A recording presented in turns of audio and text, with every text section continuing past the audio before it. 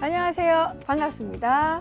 즐겁게 수업하는 열정의 G2 전문가 송원입니다. 선생님이 어제 학교에서 점심을 먹는데 한 선생님이 선생님이랑 친한 선생님이 선생님한테 궁금한 게 있대요. 뭐가 궁금한데? 그랬더니 네 수강후기에 이런 글이 있지 않냐며. 무슨 글? 수강후기에 이런 글이 있지 않냐고 궁금해 하더라고요.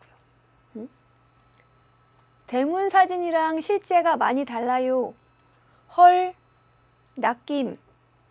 선생님이 보기에도 대문 사진에 이 포토샵이 조금 강하게, 심하게 들어간 것 같아요. 요 턱이 요 각이 날카로움이 포크 같아요. 막 이렇게 찍으면 찍힐 것 같아요. 그런데 말입니다. 포토샵 전문가님이 턱을 이렇게 만든 이유가 있지 않을까요? 선생님은 있다고 생각합니다. 김상중 아저씨 비슷한가요? 자, 그런데 말입니다, 여러분. 이 전문가님이 왜 이렇게 하셨을 것 같아요? 여러분 생각은 어떠십니까? 자, 웃기려고? 이게 뾰족하면 재밌으라고? 뭐, 웃기긴 하죠. 혹은 이렇게 중요한 개념을 잘 찍어주라는 의미도 있는 것 같기도 하고요. 선생님 생각하기에는 선생님 지난 시간에 말씀드린 요 앵커링과 연결되는 뭔가 신비한 비밀이 숨어있지 않을까 싶습니다. 자, 선생님 지난 시간에 G2 강의가 이렇게 듣고 싶게 만드는 뭐 그런 이미지, 시각적, 청각적 이미지를 찾아야 된다고 말씀을 드렸어요. 그게 이제 앵커링이라고 말씀을 드렸는데 여러분이 그 시간이 되면 선생님이 이렇게 뾰족한 떡을 날카롭게 이렇게 기억하면서 강의를 듣게 하려고 하지 않았을까, 뭐 이런 생각이 듭니다. 여러분만의 감정의 스위치, 직접 듣고 싶은 그런 마음이 들게 하는 그런 장치 찾으셨나요? 자, 여러분이 그렇게 찾아낸 자신만의 앵커링을 수강후기에 올려서 다른 친구들과 공유하고 소개해 주셨으면 좋겠어요. 자기 자신한테 이렇게 꼭 그렇게 할 거라고 얘기해 주셨으면 좋겠어요. 자, 수강후기에 여러분이 꼭 해야 될 것, 그리고 정한 시간, 이건 여러분이 정해 주시고요. 그리고 앵커링한 내용, 어떻게 하실지 뭐 이런 내용을 적어준 학생들 중 선착순 117명에게 쌤이 우리 수능 만점으로 가는 길, 시작하는 길에 수능 만점의 길을 이렇게 충전하고 가시라고 수능 만점 기가 가득 담겨있는 빅토리 해낼 거야 승리의 수능 만점 펜을 여러분 보내드릴 거예요. 선착순입니다. 빨리빨리 서둘러 주세요. 자, 이렇게 오프닝을 마무리하고 자, 우리 지난 시간 내용 수능 기념 빈칸 채우기로 복습 진행할게요. 자, 여러분이 수능 개념 빈칸 채우기를 이미 빈칸을 다 채워 보셨을 거예요. 그렇죠? 저 요 2007년, 2008년, 2013년 요 문제들을 보면서 이렇게 그냥 이렇게 채우지 말고 빈칸 채우고 나서 문제를 보셨으면 좋겠어요. 그리고 문제 안 보고 그냥 빈칸만 채운 다음에 선생님이랑 같이 이렇게 강의 시간을 상호작용하면서 그게 맞았구나라고 이렇게 체크해줘도 괜찮습니다. 일단 그럼 바로 자료를 보면 암석권의 두께는 대륙이 해양보다 어떨까요, 여러분? 우리 지각의 두께는 알아요. 암석권의 두께는 어떠냐? 암석권은 어디입니까? 지각과 멘틀의 최상부, 저속도층 연약권 위잖아요. 지각이 두꺼우면 멘틀 부분은 해양 부분, 대륙 부분이 비슷하기 때문에 지각이 두꺼우면 암석권도 두껍습니다. 그래서 암석권의 두께는 대륙의 해양보다 두꺼워요. 그런데 이건 그냥 이렇게 자료로 바로 우리가 해석하는 것이 아니라 사실 이 문제에는 자료가 주어져 있었어요. 어떤 자료냐면 자, 이렇게 깊이에 따른 지진파의 속도 자료 우리 교재에 실려 있는 문제예요. 자료예요. 캐나다와 그리고 태평양 해저에서의 자료. 태평양 해저 노란색, 캐나다 하얀색으로 한번 표시해 볼게요. 태평양에서는 이렇게 이런 식으로 자료가 이렇게 표현되었어요. 그러면 여기까지, 여기 갑자기 증가하는 데까지가 모호면이고요. 저속도층 바로 위, 요만큼이 암석권의 두께가 되죠. 이게 해양. 그럼 캐나다에서는 자료가 어떻게 주어졌느냐? 이렇게 주어졌어요. 이렇게 해서 요렇게 모음면이 더 두껍고요. 그리고 저속도층이 시작되는 깊이, 그죠? 그 위에까지부터의 암석원의 두께도 더 두껍게 이런 식으로 표현이 돼서 자료 보고 해석하실 수 있는 내용이었다고요. 그 다음 문제에서 물어봤습니다. 저속도층 여기 왜 나타나느냐? 왜 나타난다고요? 네 글자. 그렇죠. 그 부분, 멘틀 그 부분이 조금씩 용융돼 있어서, 완전 용융되면 액체거든요. 조금씩 용융돼 있어서 그런다고요. 요거 이번 시간에 다룰 개념입니다. 그 다음 바로 한 내용이에요, 여러분. 모으면 깊이, 여기 해양, 대륙. 어디가 더 깊습니까? 대륙이 깊죠. 에스파, 외핵 통과할 수 없습니다. 왜요? 외핵이 액체라서요. 자, 그 다음 2015학년도 수능 문제인데요. 요 다시 부분이 주어진 자료예요. 이 주어진 자료를 보고 요것들이 각각 보기였어요. 보기에서 무엇을 알 수 있는가 여러분이 한번 적어봅니다. 지각 하부의 지진파의 불연속면 뭡니까? 모호면이죠. 모호면으로 알 수 있는 건 뭐냐? 그 아래 밀도가 다른 층 멘틀이 있다는 걸 알아냈다고요. 그 다음 암영대 여기 103도부터 142도까지 그 다음 암영대 이후로는 에스파는 도착하지 않는다는 것.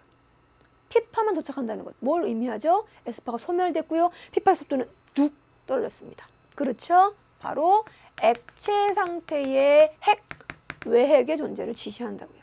하나 더, 암영대 내 각거리 110도 부근에 도착하는 약간 피파로 알아낸 것은 외핵 더 아래 깊은 곳에 있는 내핵의 존재였죠. 자, 이렇게 지난 시간 내용 복습을 마무리하고요. 그다음 이번 시간 학습 주제 들어가 보죠. 자, 이번 시간은요. 자, 지난 시간에 공부한 지구 내부 층상 구조별 물질에 대해서 공부를 할 거고요. 그리고 지구 내부 지표면부터 중심으로 점점점 들어가면서 여러 물량, 온도, 밀도, 압력, 그리고 중력까지가 어떻게 변화하고 왜 그렇게 나타나고 우리에게 그것들이 어떤 정보를 주는지까지 각각이 다 중요하지만 특히 이 내용에 초점을 맞춰서 정리해 볼 거예요. 1강, 2강에 비해서 내용도 훨씬 적고요. 1강, 2강을 복습하는 그런 부분이 있기 때문에 훨씬 수월하고 재미있게 이번 시간 들으실 수 있습니다. 자, 그럼 지구내부의 물질, 지각의 물질부터 시작할게요. 자, 지각은 여러분 교재에 나와 있다시피 지각을 이루는 8개의 원소가 대부분 지각을 이루고 있는 원소예요. 지각을 이루고 있는 원소가 적혀 있죠? 불러봐 주세요. 그렇습니다. 산소, 규소, 오시, 알페, 카나, 크마 얘네들은요. 어떤 순서로 적어 놓은 거냐면 지각 내 그 양이 부피가 많은 순서대로 적어 놓은 거예요. 그럼 지각에 가장 많은 원소 두 가지는 뭘까요? 산소와 규소입니다. 그래서 지각을 이루고 있는 원소들의 집합인 광물, 대부분의 여러 종류의 광물 중에서 지각은 주로 어떤 광물로 이루어져 있느냐? 산소와 규소를 포함하고 있는 광물, 빈칸이죠. 뭡니까? 규소, 산소를 포함하는 광물이라고 해서 규산염 광물이라고 불러요. 아, 지각은 규산염 광물로 이루어져 있구나. 그 규산염 광물이 모여서 암석을 이루는데요. 자, 요 표 같이 채우면서 암석 밀도에 대한 얘기 시작해 봅니다. 자, 지각은 여러분이 지난 시간에 공부하셨다시피 아시다시피 두 종류의 성질이 다른 지각으로 이루어져 있죠. 그래서 우리가 밟고 있는 지각, 대륙 지각, 저 바다 밑에 있는 지각, 해양 지각. 어디가 더 두껍습니까? 대륙 지각이 두께가 얼만큼 두껍냐면 평균 두께가요 35km 정도 돼요. 평균. 해양 지각은요 5에서 10km 정도가 돼요. 대륙 지각이 훨씬 두껍죠. 자, 밀도는요 대륙 지각의 밀도, 해양 지각의 밀도 누가 클지 잠깐 궁금증을 조금 유지하시면서 암석으로 가죠. 대륙 지각은 뭘로 이루어져 있냐면 여러분 북한산, 뭐 불암산, 설악산 이런 데 이렇게 버스 타고 지나가다가 아빠차 타고 지나가다가 혹은 정말 등산을 가서 보면 나무들 사이에 드러난 허연색 암석들이 있어요. 그 암석이 뭐냐면 화강암이에요. 또 제주도를 이루고 있는 그 진한색 암석 뭡니까? 현무암. 해양지각은 주로 그 암석으로 이루어져 있어요. 자, 그럼 현무암, 화강암 둘 다 규산형 강물로 이루어져 있는 이 암석들은 누가 더 밀도가 클까요? 얘네들의 밀도에 의해서 대륙지와 해양지각의 밀도가 결정될 텐데 누가 더 밀도가 클까요? 힌트는 세계 진학입니다. 현무암이랑 화강암, 제주도와 산에 있는 돌, 색이 어디가 진해요? 여기가 색이 더 진하죠. 왜요, 여러분? 현무암의 색이 왜 진합니까? 안 해요. 그 이유는 철과 마그네슘을 많이 포함하고 있기 때문에 철과 마그네슘을 포함하고 있는 광물을 유색 광물이라고 하거든요. 광물 시간에 공부하게 될 텐데 철과 마그네슘이 많이 포함되어 있고 그 다음 산소와 규소도 있죠. 그런데 화강암은요. 철과 마그네슘 말고 산소와 규소가 더 많이 들어있어요. 그럼 이제 대답할 수 있을걸요. 밀도. 대륙지각, 해양지각 어디가 더 클까요? 힌트는 얘네들의 원자량에 있습니다. 산소의 원자량 16, 규소의 원자량 28, 철의 원자량 56, 마그네슘 원자량 24. 원자량이 가장 큰 철을 많이 포함하고 있다. 그럼 단위 부피당 질량이 클 거고요. 그럼 밀도가 크겠죠. 해양지각의 밀도는 3.0으로 대륙지각에 비해서 밀도가 2.7 크다고요. 그 이유 요거 때문이다. 기억해 줍니다. 자, 이제 멘틀로 한번 넘어가 볼게요. 자, 멘틀 하면 기억해야 되는 게 뭐냐, 여러분? 여기 멘틀은 2,900km까지라니까요. 그래서 많은 부분을 차지한다니까요. 맞아요. 부피킹, 부피왕. 일단 멘틀 기억해 주시고요. 두 번째, 우리 교재에 있는 것처럼 멘틀은 감남암이라고 하는 암석으로 되어 있어요. 감남암도 역시 주 구성 원소가 산소와 규소입니다. 다시 얘기하면 감남암을 이루고 있는 광물이 뭐라고요? 지웠네요. 그렇죠? 맞아요. 규산형 광물이라고요. 그런데 감남암은 현무암보다도 더 철과 마그네슘을 많이 포함하는 광물이 더 많이 들어있어요. 그럼 해양지각과 감남암으로 이루어져 있는 멘틀 어디가 밀도가 클까요? 그렇죠. 철과 마그네슘 여기가 더 많이 들어있으니까 더 진한 색으로 돼 있으니까 멘틀의 밀도가 커서 멘틀은 밀도가 3.3에서 6.0으로 증가해요. 왜냐하면 같은 물질로 돼 있다 하더라도 위에서 계속 눌러주니까 압력이 커져가지고요. 단위 부피당 더 입자가 이렇게 들어가가지고 밀도가 커지게 됩니다. 멘틀의 밀도 요 정도. 그리고 물질. 자, 외핵은요.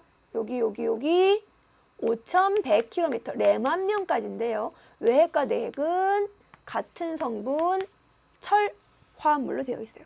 가장 많은 성분이 철이에요.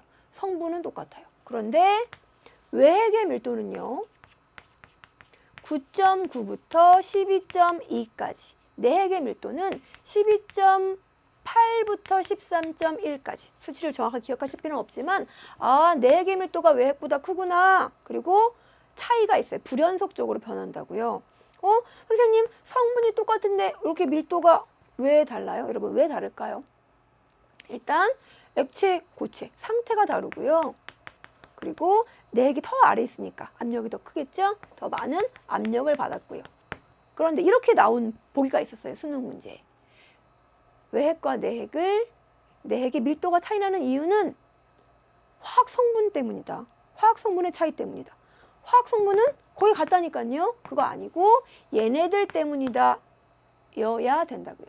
자, 이렇게 해서 지구 내부, 지각부터 멘틀, 핵을 구성하고 있는 물질과 밀도에 대한 내용을 정리를 마무리했고요. 여기서 출제된 개념으로 한 번 더 강조해 볼게요. 이 내용 매직 워드입니다. 여러분, 지각과 멘틀을 이루고 있는 물질, 무슨 광물이에요? 지각, 멘틀까지도 다 산소와 규소를 많이 포함하고 있으니까 그렇죠. 규산형 광물입니다. 외핵과 내핵, 왜 밀도 차이 난다고요? 성분 아니고, 그죠? 물질 아니고, 그죠? 상태와 압력이 달라서다. 자, 그럼 요 지각부터 내해까지 물질을요, 직접 우리가 성분을 보면서 다시 한번 정리해보는 시간 가져볼게요. 자, 이게 지각부터 해까지를 이루고 있는 성분들입니다. 자료 보시면 역시 지각 멘틀에 가장 많은 물질 알 수 있죠. 이쯤 되면 각인되셨어야 돼요. 지각 멘틀에 가장 많이 있는 원소, 산소, 규소, 광물은요, 규산염 광물. 지각과 멘틀의 밀도를 비교해 봅니다. 선생님, 둘 다 산소랑 규소랑 많으면 비슷한 거 아닌가요? 그렇지 않아요.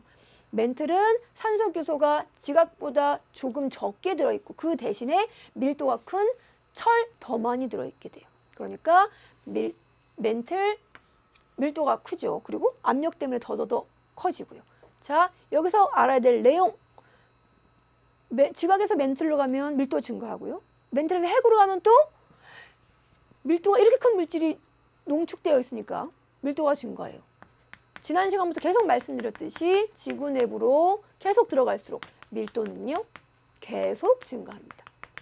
어떻게 증가하는지는 조금 이따 확인할 거예요. 계속 증가하게 되고요. 지구 전체에 가장 많은 원소 보세요.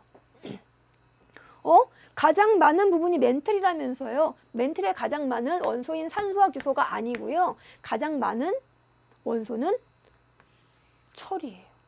철이 가장 많아요. 그게 무슨 뜻이냐? 부피가 조금밖에 안 되는 핵, 철이 아주 농집돼 있다는 얘기죠. 86.3%가 핵을 포함하는 철의 비율이 돼요. 그리고 다른 부분도 철을 가지고 있기 때문에 지구 내부에서 가장 많은 물질은 철.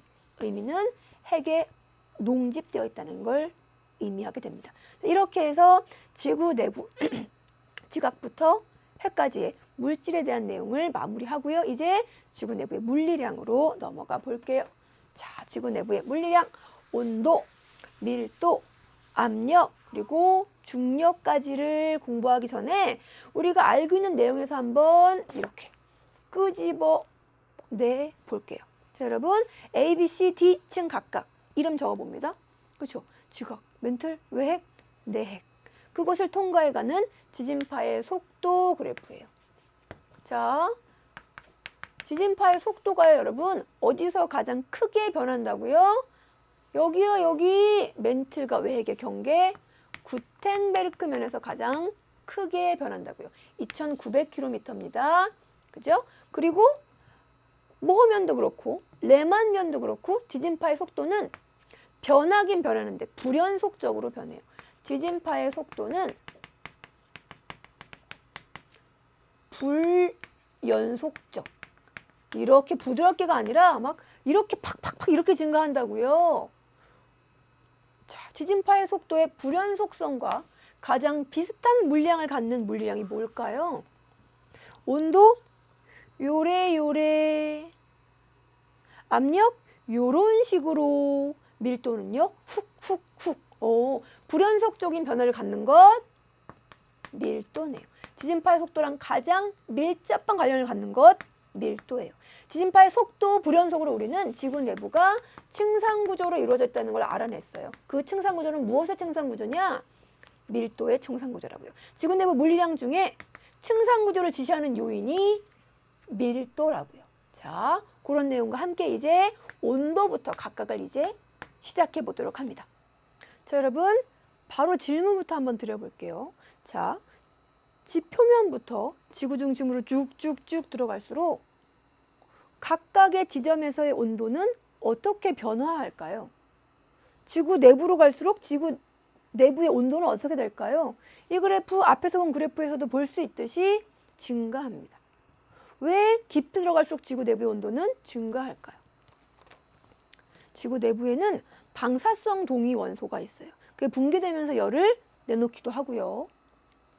또 지구가 과거 초창기에 요만했거든요. 그게 중력에 의해서 수축되면서 요 위치에 있던 게 줄어서 요 위치로 가면 위치 에너지가 줄어들죠. 그러면서 지구 내부에 줄어든 위치 에너지만큼의 열 에너지로의 전환이 나타났습니다. 그래서 지구 내부로 가면 더 열이 점점점 많아지게 돼요. 그래서 지구 내부로 가면 점점 온도가 증가하는구나 자, 그럼 그 지구 내부의 온도 분포로 우리가 무엇을 알아낼 수 있느냐를 알려주는 자료. 지구 내부의 온도는 두 종류를 우리가 생각하는데요. 첫 번째는 지구 내부의 온도와 그리고 두 번째 용융 온도예요. 각각이 무슨 말이냐? 지구 내부의 온도는 말 그대로 지구 내부로 들어가면서 그 각 지점이 가지고 있는 온도를 얘기해요. 그런데 용융 온도는요, 그 각 지점을 이루고 있는 암석이 용융. 무슨 뜻입니까? 고체가 액체가 되는 온도를 얘기하죠. 녹는 온도를 용융 온도라고 얘기해요. 자, 그럼 여러분 보세요. 특정 지점의 온도가 1000도씨예요. 그런데 용융 온도가 1200도씨예요. 무슨 뜻이냐? 어떤 지점에 암석이 있는데 그 암석이 지금 가지고 있는 열, 즉 온도의 양은 1000밖에 안 되는데 얘를 녹이려면 1200이라고 하는 온도, 열이 필요하다고요. 그럼 이게 녹을까요? 안 녹을까요? 녹기에 필요한 열을 덜 가지고 있으니까 지구 내부의 온도가 용융 온도보다 낮게 되면 고체 상태를 유지하게 돼요. 하나 더. 그럼 지구 내부의 온도가 용융 온도보다 어때야 액체 상태가 될까요? 그 부분을 녹일 수 있는 온도가 1200도씨인데 액체 상태가 되려면 그 부분의 온도가 녹일 수 있는 온도가 더 높이 올라가야 되겠죠? 그래서 지구 내부의 온도가 높을 때 액체 상태가 됩니다. 자, 지구 내부의 온도와 용융 온도로 우리는 뭘 알 수 있구나? 지구 내부의 상태를 알 수 있구나. 고체인지 액체인지 기체인지. 자, 그럼 이 내용을 반대로 생각하는 연습을 한번 우리 교재에 있는 자료를 해석하면서 한번 해볼게요. 자, 우리 교재에는 A와 B가 지구 내부 온도와 용융 온도 중에 하나인데 각각 무엇인지 물어보고 있어요. 자, 근데 우리는 이미 요걸 알아요, 여러분. 뭘 알고 있냐? 2900km까지가 맨틀이고 5100km까지가 외핵이고 그리고 내핵인데 얘네들이 각각 어떤 상태인지 알고 있잖아요. 맨틀 어떤 상태죠? 지구 내부에서 액체 상태인 부분은 한 군데밖에 없다고요. 어디입니까? 그렇죠? 외핵. 맨틀 고체죠, 여러분. 외핵만 액체죠. 그럼 고체이려면 지구 내부의 온도와 용융 온도 중에 누가 더 높아야 돼요? 지구 내부의 온도가 용융 온도보다 안 높아야 낮아야 고체 상태를 유지하죠. 그래서 맨틀에서는 지구 내부의 온도가 용융 온도에 비해서 낮아야 되니까 A, B 둘 중에 지구 내부의 온도는 뭐에 해당하느냐? B에 해당한다고요. B가 지구 내부 온도가 돼요. A는 그 부분의 암석을 녹이는 용융 온도가 되고요. 그래서 자료를 보시면 여기 외핵 부분 2900에서 5100 사이에서는요. 봐보세요. 지구 내부 온도가 용융 온도를 넘어섰죠. 녹는 거예요. 그래서 외핵이 액체 상태일 수 있고요. 내핵은요. 여기 용융 온도보다 더 낮아요. 지구 내부 온도가. 그렇죠? 그러니까 고체 상태예요. 그럼 하나만 더 여기 좀 동그라미 쳐주세요. 어디냐? 여기. 여기는 지구 내부 온도랑 용융 온도가 비슷비슷해요. 맨틀 상부쯤에 존재하면서 쭉 한번 빼봅니다. 지구 내부 온도가 용융 온도보다 높게 되면 액체고 용융 온도보다 낮게 되면 고체인데 그럼 비슷하면 어떻게 될까요? 그렇죠? 조금 녹는다고요. 완전 녹지 않고 그런 상태를 부분 용융이라고 하죠. 에? 거기가 어딥니까? 그럼 동그라미 친 데가 바로 지진파 속도가 조금 줄어드는 층, 저속도층, 즉 연약권에 해당하는 부분이다 라고 정리해 주세요. 자, 이제 우리 해석 두 번째 한번 볼게요. 자, 지구 내부로 갈수록 분명 온도가 증가한다 그랬어요. 그러면 지구 내부로 갈수록 온도가 증가하는 비율은 어떻게 되느냐? 지표면 부분에서 온도가 더 많이 증가하겠느냐? 중심 부분에서 온도가 더 많이 증가하겠느냐? 자, 지구 내부 온도 그래프를 한번 볼게요. 이렇게 분홍색 선이에요. 이거 좀 지웁니다. 2900km까지 오는 동안 지표에서 여기까지 오는 동안 온도가 1에 많이 증가했어요. 이만큼이나.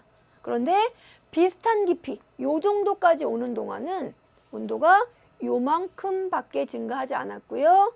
내핵 내에서는 온도 변화가 증가가 더 작아요.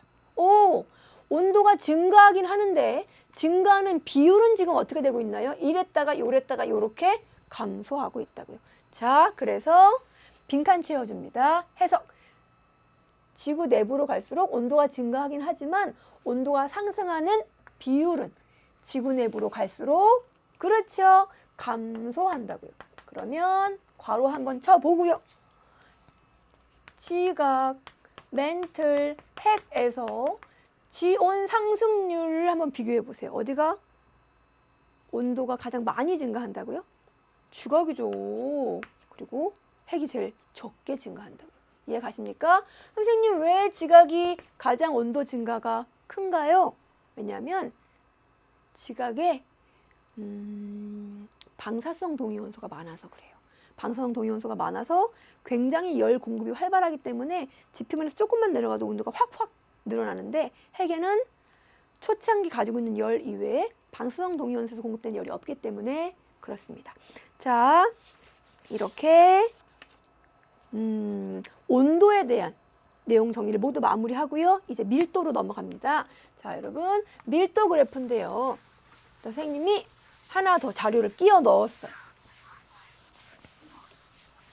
자, A, B 중에 누가 밀도가요?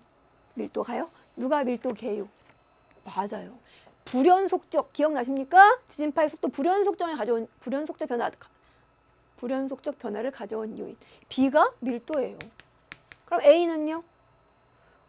이렇게 증가하네요. 처음에는 많이 증가하다가 점점 증가하는 비율이 줄어드네요. A가 온도 그래프예요. 이렇게 조금 스케일이 아까랑 다르니까 다르게 표현되죠. 온도 그래프 여러 형태로 한번 눈여겨봐 주시라고요. 자, 여러분 A와 B 빈칸 적어 주셨고요. 그럼 밀도가 왜 이렇게 불연속적으로 변하느냐? 이유는 뭐죠? 다른 물질로 되어 있고요. 다른 상태로 되어 있기 때문이에요. 자, 다른 물질로 되어 있는 부분은 어디냐? 여기 멘틀 부분이랑 핵이 서로 다른 물질로 되어 있어요. 지각을 포함한 멘틀까지는 무슨 물질로 되어 있다고요? 규산염 물질로 되어 있어요. 암석이에요, 암석. 그런데 핵은요, 금속으로 되어 있다고요. 화합물, 철혼합물이에요. 그래서 물질로는 이렇게 구분이 되고요. 그리고 상태는 그렇죠? 외핵과 내핵을 구분하는 밀도의 차이는 상태와 압력이다. 그렇게 기억하시라고 그랬죠. 그래서 밀도를 한번 여러분 적어봅니다. 지각은 대륙과 해양인지에 따라서 대륙은 2.7, 해양은 3.0. 현무암, 화강암, 멘틀은요?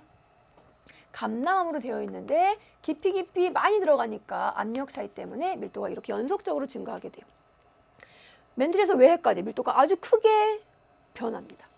외핵 9.9에서 12.2, 내핵은요 12.8에서 13.1, 다 이렇게 밀도가 불연속적으로 변하는 모습 확인해 주셔야 된다고요.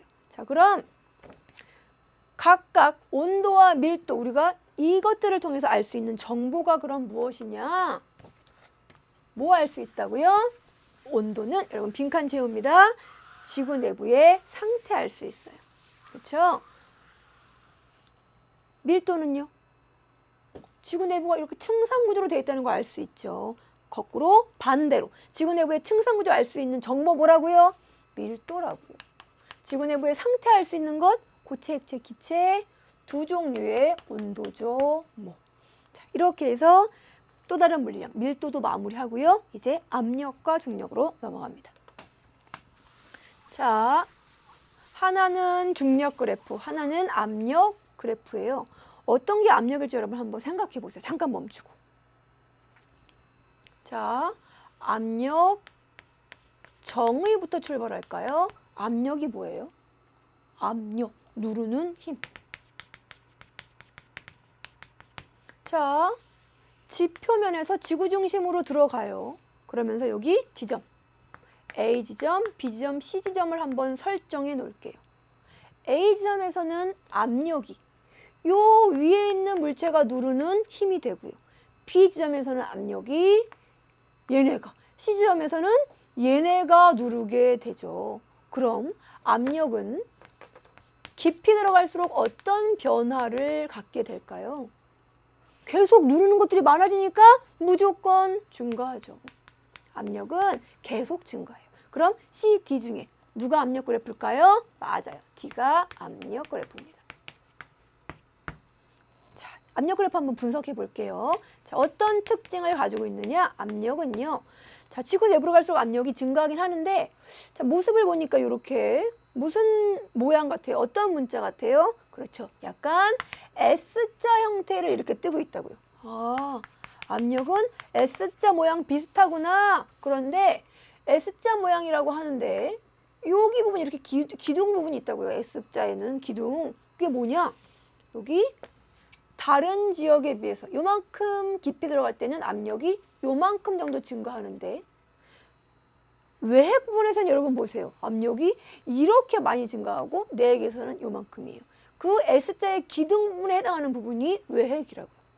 즉 다시 얘기하면 S형이라는 건 무슨 얘기냐? 압력 증가가 가장 크게 이루어지는 지역이 어디다? 압력 증가는 어디서 가장 크게 이루어지느냐? 2900km에서 5100km 사이가 어딘데요? 그렇죠. 외핵이에요. 왜 외핵에서 이렇게 압력이 크게 증가할까요, 여러분? 외핵에서 압력 증가 외우면 여러분 것이 되지 않아요. 왜 그런지 생각해 봐야 돼요. 자, 여기 A까지가 멘틀이라고 한번 보자고요. 멘틀은 밀도가 작은 가벼운 물질들이죠. 그러니까 누르는데 뭐 압력이 증가하긴 해요. 그런데 멘틀은 갑자기 철로 이루어져 있는 엄청 밀도가 큰 무거운 물질들이 누르니까 압력이 크게 증가할 수 있는 거죠. 이해가시나요? 압력 증가가 왜 큰 이유? 밀도가 큰 물질로 이루어져 있기 때문이다 라고 생각해 주시면 돼요. 자, 이렇게 압력 부분의 정리를 마무리하고요. 이제 C 중력으로 갑니다. 자, C 중력, D는 압력이에요. 그럼 또 중력, 정의부터 출발하죠, 여러분. 중력이 뭐예요? 자, C 중력, 정의. 중력이 뭐죠? 지구가 물체에게 작용하는 힘이에요. 지구가 물체를 당기는 힘이죠. 지구가 물체에 작용하는 힘. 우리는 그 힘을 지구가 자전하지 않고 잠깐 멈춰있다고 가정하면 뭘로 사용하느냐? 만유인력으로 사용해요. 여러분, 만유인력 식 좀 한번 불러봐 주실래요?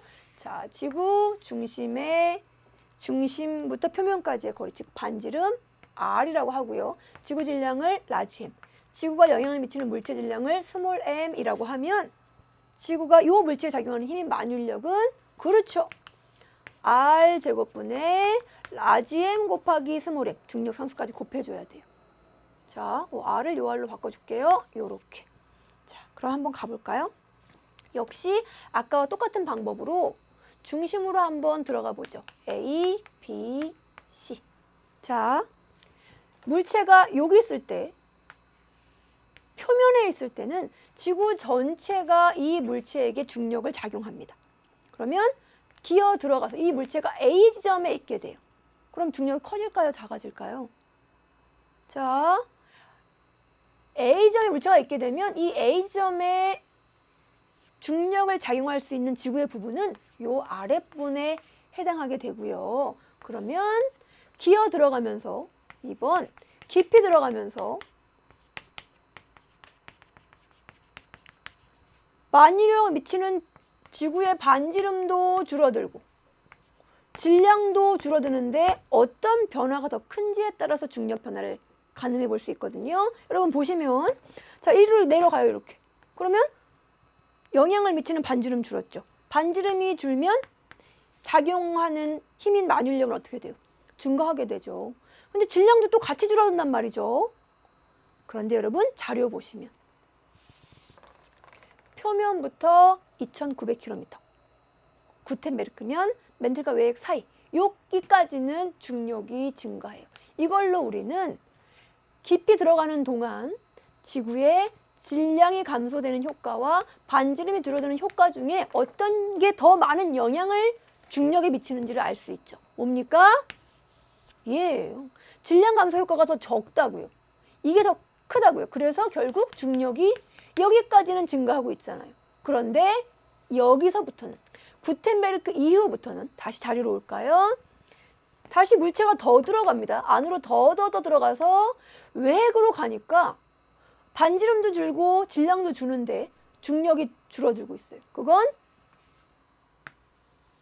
일단 멘틀까지는 얘 효과. 그런데 외핵부터는요. 얘 효과가 더 커졌어요. 이거 왜 그럴까요, 여러분? 이 멘틀까지는 역시 밀도가 작다니까요. 그러니까 질량이 줄어드는 단육부당 질량이 적은 거죠, 밀도. 얘 줄어든 효과보다는 얘 줄어든 효과가 커서 중력이 커지는데 더 들어가면 반지름도 줄지만 질량이 너무 주는 거예요. 밀도가 너무 큰 밀도인 부분이 줄어드니까. 그러니까 중력이 감소할 수밖에요.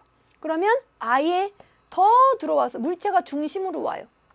그럼 지구 중심에 물체가 있으면 물체의 중력이 작용할 수 있을까요? 없어요. 그래서 중요합니다. 지구 중심에서 물체에 작용하는 중력은 0이 돼요. 이렇게 살짝 증가하다가 감소하는 이런 경향성을 갖는 자료는 C 중력밖에 없다고요. 중력 자료, 압력 자료의 모습, 밀도와 온도 자료 눈여겨서 여러분 머리로 흡수시켜 주셔야 됩니다. 자, 이렇게 해서 지구 내부로 들어갈수록 물리량들이 어떻게 변화하는지 온도, 밀도, 압력, 중력 정리했고요. 자, 이제 그 부분에서 기출문제가 어떻게 출제됐나 분석 들어가 보죠. 자, 첫 번째 문제 2012학년도 6월 모의평가 문제예요. 자, 멘틀 외핵, 내핵으로 깊이 들어가면서 지진파의 속도가 요래 변하고 있어요. 멘틀에서는 P파 속도 훅 증가하고요. S파도 예쁘게 증가하고 있어요. S파가 보여진다는 건 멘틀 상태가 어떤 상태라고요? 그쵸? 고체 상태라고요. 그런데 2900km 뭡니까? 그렇죠. 구텐베르크면 거기를 지나면서 P파의 속도가 엄청 줄어들었고 S파는 0, 제로가 되면서 소멸되어 버렸어요. 그 이유가 뭐죠? 여기 외핵 부분이 상태가 액체로 바뀌었기 때문에. 그런데 내핵에서는 다시 P파의 속도가 불연속적으로 증가하고 있어요. 고체 상태인 내핵을 지나면서. 자, 여러분 이 전체 중에서 속도 변화가 가장 큰 부분 우리 정리했었죠. 어디가 속도 변화가 가장 크다고요? 여기 멘틀과 외핵의 경계 2900km 구텐베르크면 거기서 속도 변화가 가장 크다고요. 여기 이름은 구텐베르크면. 그럼 여기 이름은요? 레만면. 자, 여기서 이렇게 속도가 많이 줄어드는 이유가 뭐라고요? 상태 때문에. 그럼 여기서 속도가 조금 늘어나는 이유 뭐라고요? 밀도와 상태 때문에 고체가 되고 밀도가 커졌으니까요. 자, 그렇게 정리를 해보고 보기 분석으로 넘어가 볼게요. 자, 1번 외핵은 고체 상태예요. 그래서 우리 너무 많이 강조했죠. 그죠? 반복했죠. 아닙니다. 액체 상태입니다. 2번 P파의 전파 속도는 내핵이 외핵보다 빠르다? 자료 보시면 되죠. 내핵에서의 P파의 전파 속도 평균값 여기, 외핵에서의 평균값 여기, 내핵, 외핵. 내핵이 더 빠르죠. 2번 맞는 말. 3번 지진파의 전파 속도는 P파가 S파보다 빠르다? 우리 요 질문 정말 많이 봤죠, 여러분. P파는 S파보다 늘 항상 언제나 꼭 빠르다고요. 그렇죠? 기억나시죠? 식 자체가 뮤분의 3분의 4 아니다. 밀도분의 3분의 4 강성률 플러스 최소탄소율 루트. S파는 되게 소소하게 밀도분의 강성률 루트. 그러니까 그렇다고요. 3번 맞고요. 4번 멘틀, 외핵, 내핵 중에서 부피가 가장 큰 부분은요? 부피킹.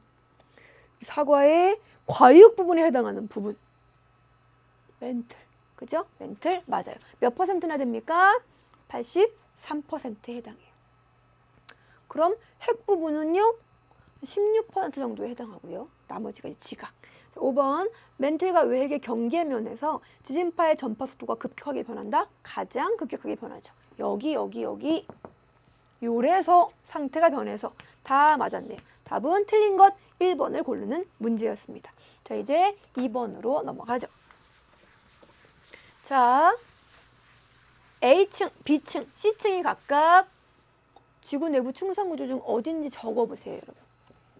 A층, 2900km까지요. 뭡니까? 그쵸? 멘틀이에요. B는요, 5100km까지요. 외핵이고요. 그리고 C는 내핵입니다. 상태가 어때요? 지진파 보면 알 수 있죠. 그죠? 조금 전 문제에서 정리했듯이 멘틀에는 P파, S파 모두 통과할 수 있으니까 고체 상태. 외핵만 액체, 내핵은 고체. 자, 이제 여러분 요 나자를 한번 또 분석해 볼게요. 자, 여기 지구 내부로 들어가는 온도 자료가 있어요. 온도는 지구 내부로 갈수록 증가하는 것이 맞아요. 그렇죠? 지구 내부로 갈수록 계속 증가하고 있는데요. 문제가 되는 내용은 무엇이냐? 온도가 증가하긴 하는데 증가하는 비율인 증가율, 상승률은 깊이 들어갈수록 어떻게 되느냐? 자, 똑같은 깊이 2000m씩, 2000km씩 한번 잘라보죠. 그죠? 그럼 온도가요, 우와, 이만큼 증가했어요. 그런데 여기서는 온도가 요만큼, 중심 부근에서는 요만큼. 상승률은요, 감소한다고요, 여러분. 그 다음, 여기서 나온 내용이에요. 자, 밀도가 훅훅훅 변해요. A, B에서 이렇게 밀도가 변하는 건 물질이 바뀌어서예요. 화학 조성이 바뀌어서예요. 그런데 B와 C에서 밀도가 이렇게 바뀌는 건 화학 조성은 같다니까요. 그죠? 상태, 압력 계속 강조합니다. 보기 가죠. 기억, S파는 외핵을 통과합니까? 여기 외핵 B인데요. S파 없잖아요. 그쵸? 기억, 땡.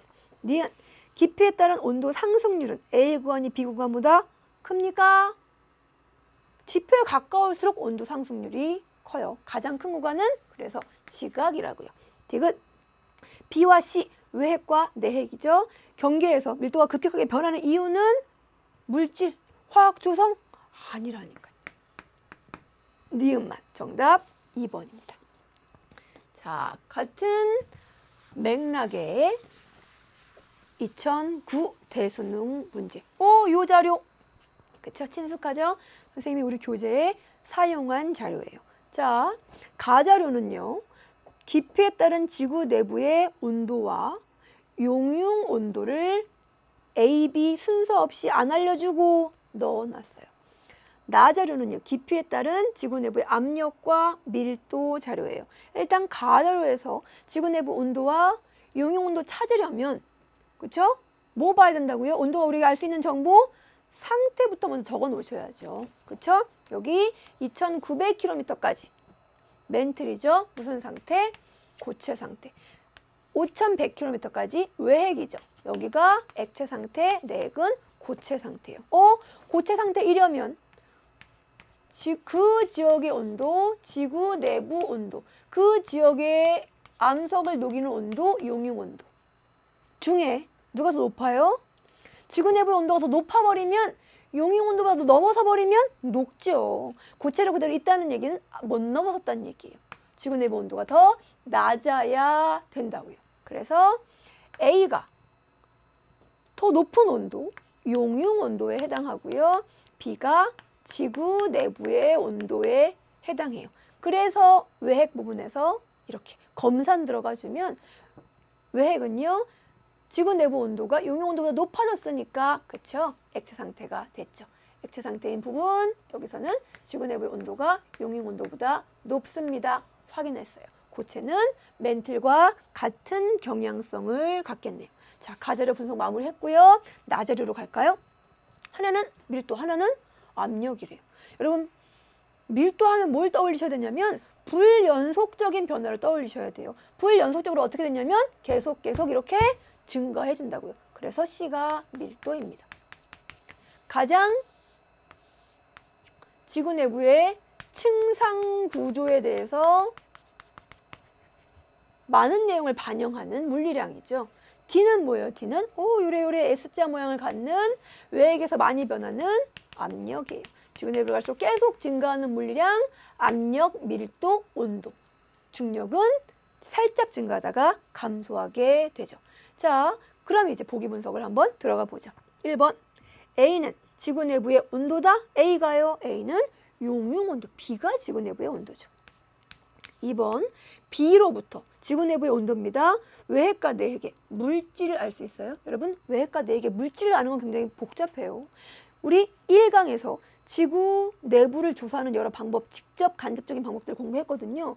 물질을 알아내는 방법은 운석도 조사해야 되고요. 고온고압 실험도 해야 되고요. 밀도 조사까지 다 해줘야 돼요. 그런데 온도 하나 가지고 어떻게 물질을 알아낼 수 있어요? 온도를 알아낼 수 있는 건 뭐라고요? 상태. 그거밖에 없어요. 3번, A와 B를 비교하면 외핵의 액체 상태 나왔네요. 맞습니까? 그렇죠. 외핵에서는 용융 온도에 비해서 지구 내부 온도가 높아졌으니까 액체 상태가 될 수 있죠. 3번이 맞네요. 4번, C는 지구 내부의 압력 분포를 C가 밀도인데 D가 압력인데요. 5번, 지진파의 속도는 D에 반비례한다. 지진파의 속도는요, 밀도에 비례하고요. 그렇죠? 그리고 단단하기에 의해서 결정돼요. 그런데 압력이 커지면 밀도가 커지는 경향성을 가지니까 반비례한다고 볼 수 없죠. 그래서 3번만 맞아서 3번이 답. 자, 마지막 문제 볼게요. 자, 지금까지 봤던 자료를요. 그쵸? 이렇게 위치를 바꿔놨어요. 깊이와 온도의 위치를 바꿔놨어요. 그래도 우리 해결할 수 있죠. 자, 그리고 친절하게 알려줬어요. 요 진한 선이 지구 내부의 온도래요. 그리고 점점점 선이 용융 온도래요. 자, 여러분 A는 뭔가요? 2900km. 멘틀과 외핵의 경계 구텐베르크면이죠. 그러니까 여기가 멘틀, B가 외핵, C가 내핵이 돼요. 구텐베르크면을 경계로 상태가 확 변한다고요. 멘틀은 무슨 상태? 지구 내부 온도가 용융 온도보다 낮으니까요. 그렇죠? 고체 상태. B는요. 지구 내부 온도가 용융 온도보다 높아져 버렸어요. 녹일 수 있죠. 그래서 녹았어요. 액체 상태. 내핵은 고체 상태가 됩니다. 그럼 지구 내부의 온도가 이렇게 변한대요.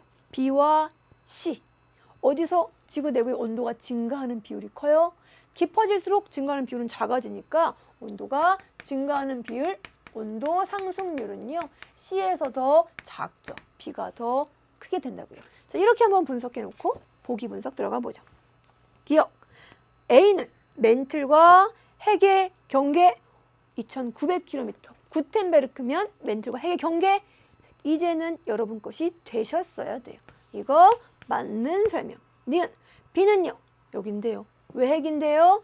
용융 온도에 비해서 지구 내부 온도가 높기 때문에 고체 아니고요. 무슨 상태? 액체여야 됩니다. 디귿. B와 C의 구성 성분은 유사하다. 핵 구성 성분 유사한 거 맞죠? 뭘로? 철. 철을 이렇게 포함하고 있는 화합물로. 리을. 깊이에 따른 지구 내부 온도 증가율은 내핵에서 가장 작아야죠. 작습니다. 지각에서 가장 큽니다. 기억 디귿에서 정답은 2번이 된다고요. 자, 이렇게 해서 지구 내부의 물질과 물리량 편안한 마음으로 한번 공부해 봤습니다. 편안한 마음으로 정리하셔도 되는 부분이고요. 그렇죠? 문제가 출제되는 경향 파악하셨으니까 거기에 맞춰서 공부해 주시면 돼요. 정리해 주시면 돼요. 이번 시간 혹시 이해되신 부분이 이해되지 않은 부분이 없으면 안 올리셔도 되는데 있는 학생만 올려주시면 돼요. 자, 이번 시간 내용도 열심히 복습해서 여러분 것으로 잘 흡수해 주실 우리 학생들에게 파이팅 보내드립니다. 그리고 너무너무 사랑합니다.